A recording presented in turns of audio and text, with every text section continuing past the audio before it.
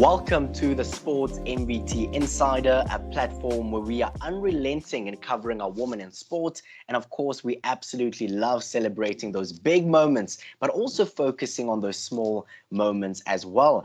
Today, we've got an absolutely incredible lady in the world of sport. Now, she's an administrator and she's also a leading lady in sport. Her name is Moonira Ramathula. Moonira, how are you doing today?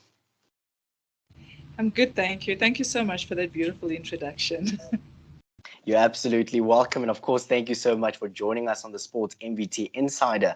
I would like for us to start our conversation here.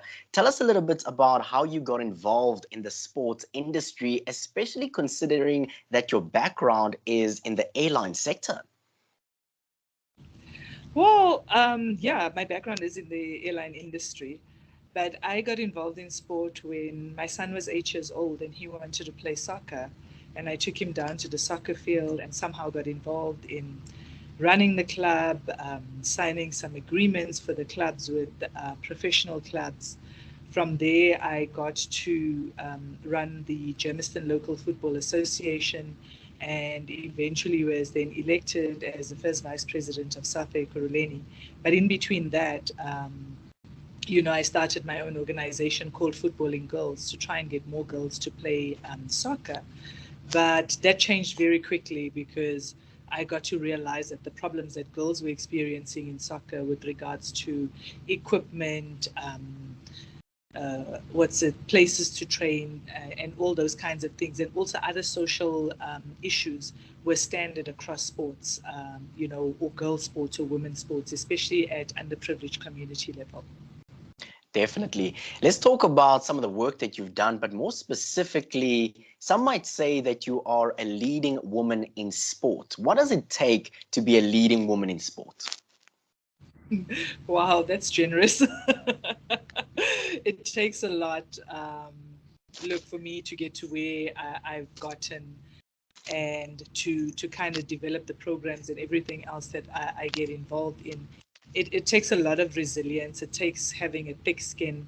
It takes having to understand who you are as a person and not where somebody wants to put you or the box that they think you deserve or the ceiling that they give you. It takes a lot of that. But I think more than anything, it takes you believing in yourself, you believing in what you're doing and believing in yourself and understanding that there's days where there'll be absolutely nobody to help you and you're out there on your own, but you got to make it work. But understanding the bigger picture that, I think I learned very quickly that it's not about me. It's about how do I give back and how do we change the narrative and the mindset and everything else when it comes to women in sport. Absolutely beautiful. Now let's talk about your organization. You touched on it earlier. Now you're the founder and the chairperson for Futballing Girls. Now that's a non-profit organization. Tell us a little bit about the specific mandate for this foundation and what you guys aim to achieve as an organization. I think first and foremost, as I said, the organization started out as an organization to get girls to play soccer. I mean, I started out on a Saturday morning just offering coaching clinics to any girl that wanted to come down and learn to play soccer, And then it was like, okay, but they don't have equipment.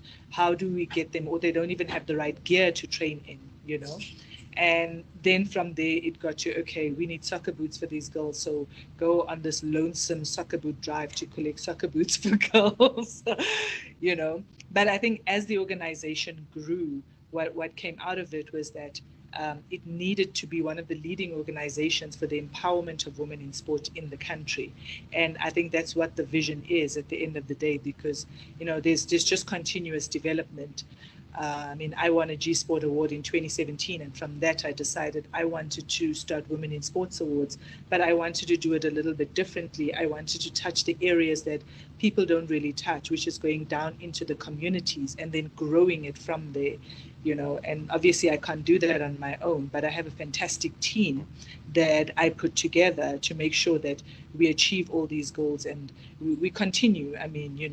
It's sitting down and having conversations with women in communities who are involved in sport and finding out what is it that they want to be empowered on, and then going home and saying, okay, I need to do a workshop or I need to develop a workshop of this aspect to get these women empowered, for them to understand their role, that their role is not to tick a box just because you need to have so many women within an executive. No, it's not about that. It's about how do they contribute and how do they keep the door open for other women, but also how do they make sure that girls' sport on the ground is developing.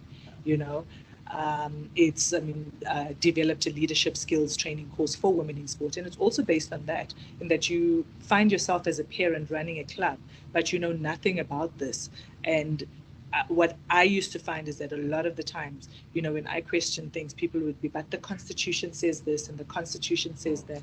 And for me, it's like, okay, I need to empower myself about this Constitution. I need to know it, I need to understand it, and everything else that goes with it. And I guess, that's what Futballing Girls is about. And when it comes to the Women in Sports Awards as well, our Women in Sports Awards is not just a platform for women in sport to say, okay, let's recognize you. We then look at that and say, okay, these women that we are recognizing, how do we empower them? And that's how we invite them for the leadership skills training. That's how, we run the personal branding for women in sport. And other workshops, but also equipment. And then also, working with certain universities to get these girls scholarships so that they're able to further their education, over and above everything else. So, yeah, I guess that's in a nutshell, that's looking at Futballing Girls, but also just continuously looking at ways of creating platforms for women in sport. When you look at our Women in Sports Awards again, what we do is that we ensure that we work with Vision View Sports Radio to make sure that we create media platforms for these women so that they are interviewed, and it's not always the same woman being interviewed, like, deep down in those communities, whether it's Western, whether it's 𝗀cie𝗶𝗹𝗶, she needs to understand that she has a platform and she needs to know how to carry herself on that platform. I've recently just launched, a talk show, Spotlight on Women in Sport, which is on Vision View TV as well. And it's for the very same reason. We need to tell women in sport stories. We need to tell different ones, because you never understand who is listening and who that person is actually encouraging or motivating in their very own communities. And we need to tell that. And then over and above that, recently as well was the 𝗙𝗻𝗃, to say, okay, we cannot give all these women a platform on whether it's television, whether it's radio, but what other platform can we create? And I know people say, it's a 𝗙𝗻𝗃. Magazines are outdated, but not really, because we're telling different stories here. We giving women an opportunity to be a cover girl, whether it's a digital cover girl or an actual print, it doesn't really matter. You have the opportunity to be this cover girl, but also we're telling other stories. And yes, people would say, yeah, but then, you produce it once a month and then it's stale. It's not stale, because you might not know that SA hockey or the ladies hockey team qualified for, or you don't even know that there's a national hockey team. But if you read the 𝗙𝗻𝗃, you find out about it.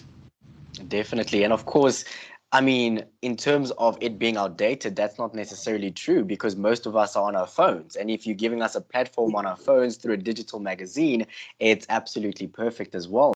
Now, let's look at your journey thus far. Now, you've done so much in the world of sports, at least from an administrative perspective.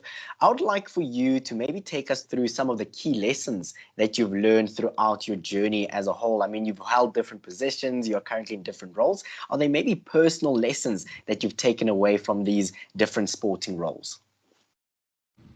Look, I think definitely a lot of lessons, and I'll always go back to the one being, know who you are and believe in yourself, even when nobody's supporting you. Know that you definitely are.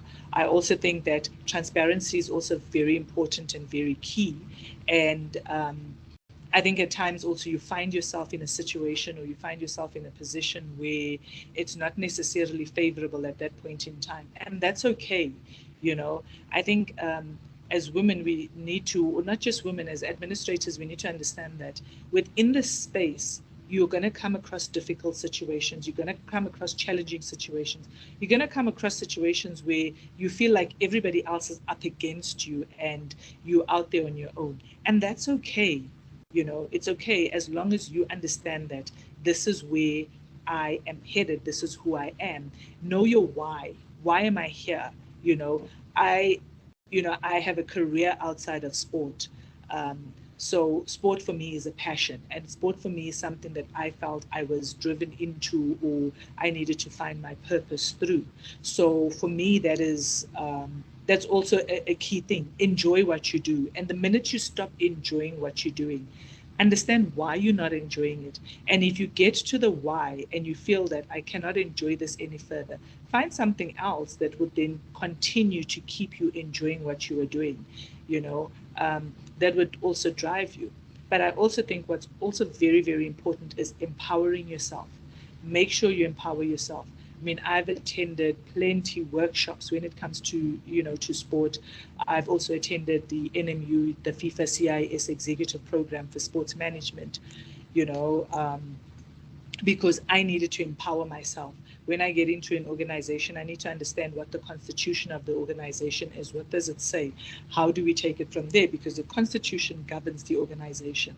Also, I think it's important that what I learned along the way more than anything as well was that it's okay to walk away when you are not happy anymore.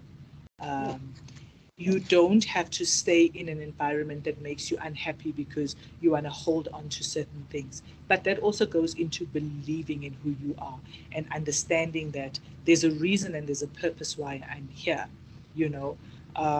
For a lot of young women, I would be able to say, you know what, it's not easy. I'm not going to sit here and lie and say it's been easy. You have to develop an extremely thick skin. You have to stand up for yourself. And a lot of the times it's standing up alone, but it's okay. You can stand up for yourself. But also I have a very strong group of people around me. And that is a group that I cultivated because I know that, look, I'm definitely not the first and I'm definitely not going to be the last, but there's people that I can learn from and I can grow from. And I need to take in from them and I need to take lessons from them. I need to learn how did they get through or get over certain situations and how did they get to where they are. And still strong and still positive. And that's important, is having the right kind of people around you. Not people who say yes to everything that you want or agree with you, but people who are able to call you out and say, look, there you were wrong. You should have done it this way, or you should have done it that way, or this should have been your response. And when you are right, are there to support you and say, I believe in you. People are going to make you think that you're crazy. You're not crazy. You are right in what you're doing. Continue doing what you are doing.